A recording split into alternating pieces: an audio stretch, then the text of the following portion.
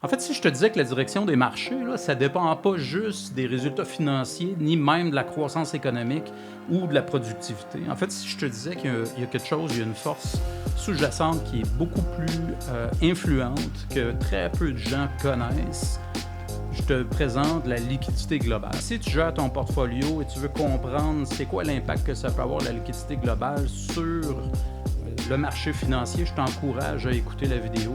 Ne manque pas ça. Donc, commençons avec une définition simple. C'est quoi la liquidité globale? On peut voir ça comme un gros réservoir avec plusieurs tuyaux qui vont se rendre dans le réservoir, qui vont permettre de rentrer, de sortir la liquidité. Donc, qu'est-ce que la liquidité? C'est tout ce qui est disponible pour soit acheter, soit investir ou prêter de l'argent. Donc, ça inclut beaucoup de choses. On peut imaginer ça que justement le réservoir va être rempli ou vidé par les banques centrales, par les fonds d'investissement, par les grandes institutions financières, par les conditions de crédit. Il y a toutes sortes de facteurs qui vont jouer là-dessus. On va en parler un petit peu plus loin. Quand le réservoir va se remplir, dans le fond, l'argent va circuler plus facilement, va être plus fluide, il va plus pouvoir circuler dans l'économie. Donc, les gens vont souvent pouvoir acheter plus d'actions, plus d'obligations, plus d'immobilier, etc. Donc, assurément, ça a un impact qui fait monter les prix. Et quand le réservoir se vide, que les flux vont ralentir, il y a moins d'achats. Donc, évidemment, souvent, les prix vont baisser. Même parfois, si la liquidité baisse beaucoup trop, il va y avoir des ventes forcées. Et évidemment, ça va faire baisser les prix. Donc, ce n'est pas juste les taux d'intérêt des banques centrales là, qui ont un impact sur le marché, il y a la liquidité aussi. Donc, en fait, c'est quoi toutes les différentes sources de liquidité? Écoutez, il y en a plusieurs. Mon but, c'est pas de faire une vidéo exhaustive sur toutes ces sources-là. Je vais faire un survol. Donc, en gros, on peut parler des banques centrales. Tout le monde connaît la Réserve fédérale, la Banque centrale du Canada. Donc, ils vont pouvoir avoir un impact majeur sur la liquidité en jouant sur les réserves bancaires. Donc, les réserves bancaires qui est de l'argent entre les banques et les banques elles-mêmes et les banques centrales. Donc, souvent, on va entendre parler de quantitative easing ou de quantitative tightening, donc du quantitative easing, de l'assouplissement quantitatif. Ça va être justement à ce moment-là que les banques vont augmenter leurs réserves bancaires. Je vous évite les mécaniques. C'est pas tellement nécessaire de tout bien comprendre ça. Après ça, le quantitative tightening ou le resserrement quantitatif vont enlever de la liquidité.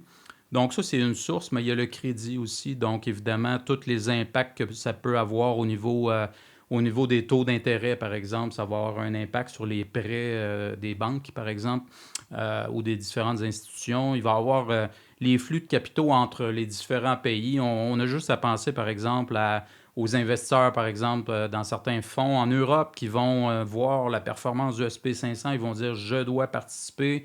Donc, ils vont se mettre à investir, par exemple, dans le marché américain. Ça fait un transfert de liquidité du marché européen vers le marché américain. C'est sûr que ça a quand même tendance à aider les marchés américains, là, assurément.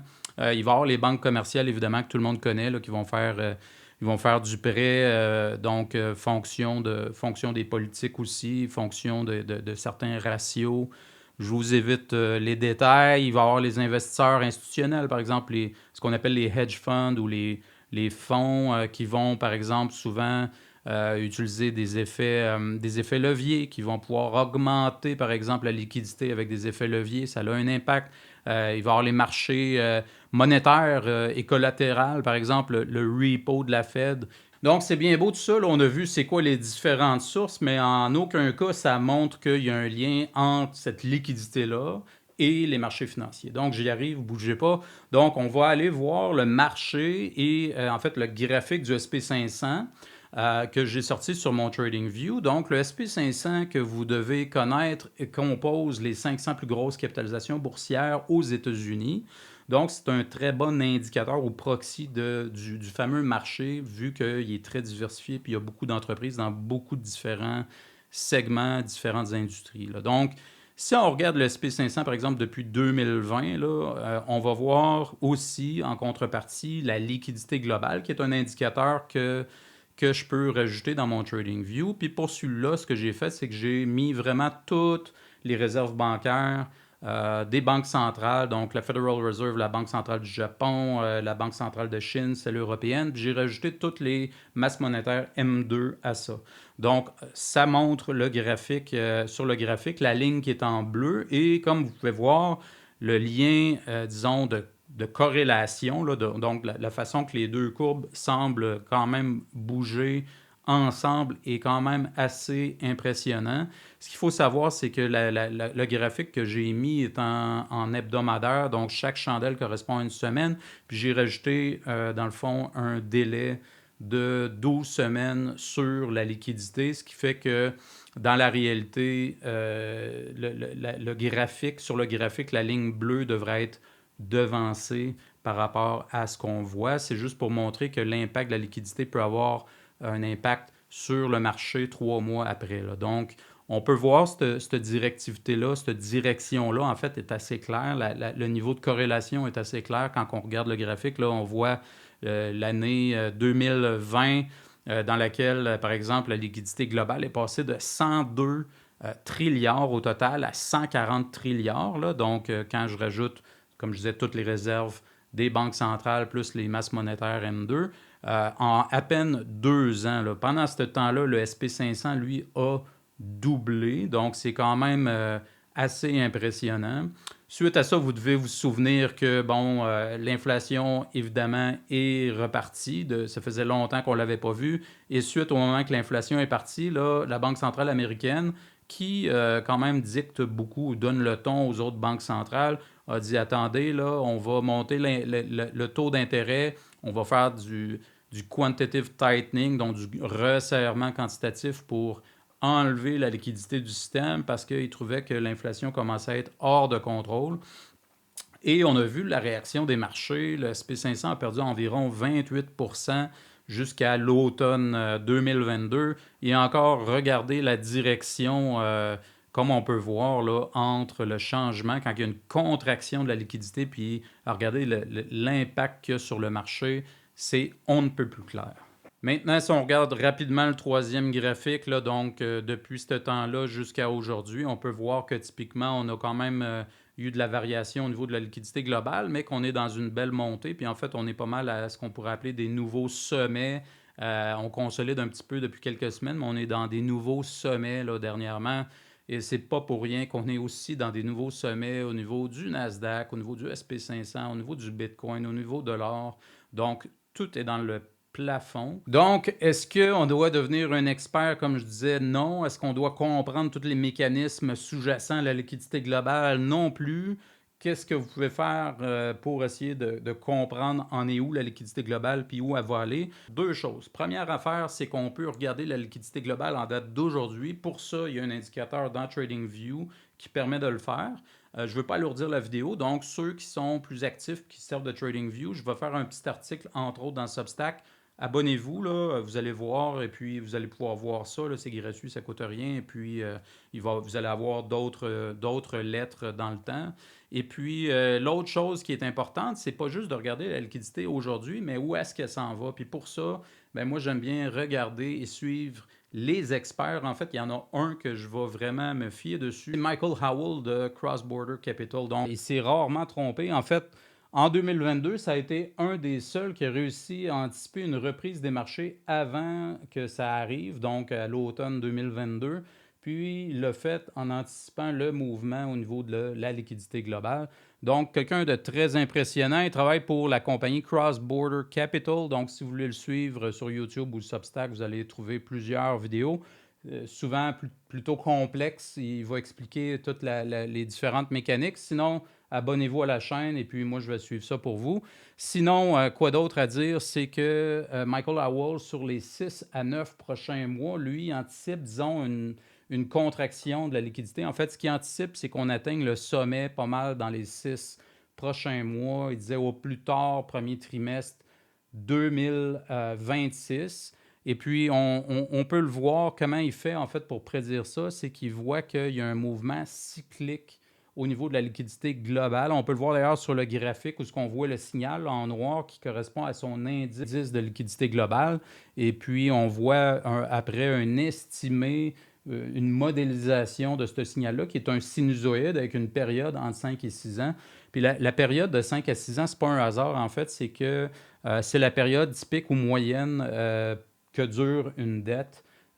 Comme j'ai dit, c'est un indicateur global qu'ils utilisent, donc qui représente la liquidité globale au niveau planétaire. Et puis la moyenne des prêts, dans le fond, aurait une durée entre 5 et 6 ans. Et puis, autre chose intéressante, c'est que le trois quarts des opérations financières seraient reliées à du refinancement de dette. Donc, assurément, le refinancement d'une dette a beaucoup d'impact au niveau de la liquidité. Et puis, on s'attend à avoir un sommet du cycle de 5 à 6 ans dans le coin de fin 2025, début 2026. Donc, assurément, pour moi, ce n'est pas un très bon signal parce que la liquidité globale, il n'y a pas juste le SP500 qui le suit, il y a le Nasdaq, il y a même le Bitcoin. En fait, le Bitcoin qui est probablement l'actif qui a la plus forte corrélation en termes de direction avec la liquidité globale. Donc, si la liquidité globale est pour compresser, attendez-vous à une compression du prix du Bitcoin. En fait, il y a un autre graphique qui est super important que je veux absolument vous montrer, c'est le ratio entre la dette et la liquidité. Et bon, donc Michael Howells, ce qu'il va dire, c'est oui, c'est beau le ratio dette-PIB qu'on est habitué d'entendre parler, là, mais il dit ce qui est vraiment critique, là, c'est le ratio entre la dette et la liquidité. Puis en fait, il ne faut pas qu'elle augmente trop. Donc, il faut quand même qu'il y ait assez de liquidité pour permettre le refinancement de la dette. Sinon, c'est là qu'on commence à avoir des problèmes. Puis on peut le voir sur le graphique là, depuis les dernières décennies. Là, on peut voir que quand le pourcentage ou le ratio atteint des zones dangereuses, disons, ça veut dire que le niveau de dette devient trop élevé par rapport à la liquidité sous-jacente. C'est là qu'on a des problèmes.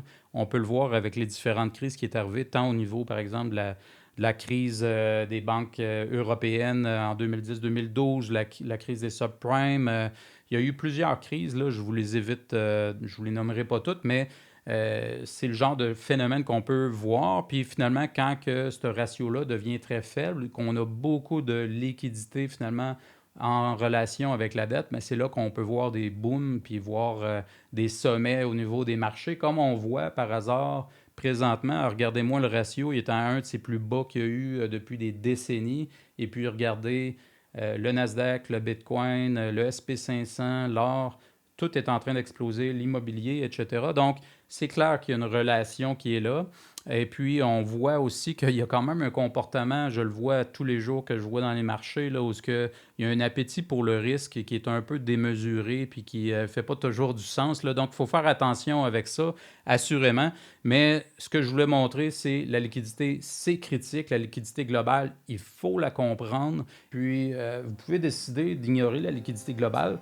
Ça se peut que la liquidité globale, elle, vous ignore pas. Ou en tout cas, elle n'ignore pas votre portfolio. Donc, je vous invite quand même à regarder la liquidité globale et puis à quand même peser ça dans la balance, peut-être en parler avec votre planificateur. Y a-t-il des façons de faire pour pouvoir protéger, par exemple, le portfolio pour éviter, par exemple, certains trop gros impacts au niveau du portfolio? C'est à ça qu'elle sert la chaîne, en fait. Ça sert à expliquer des concepts, ça sert à poser des questions. Donc, si vous aimez ce genre de concept-là, vous aimez ce genre de théorie-là, je vous invite à vous abonner, peut-être faire un like et puis peut-être faire un partage. Donc, on se revoit à la prochaine vidéo. D'ici là, cheers!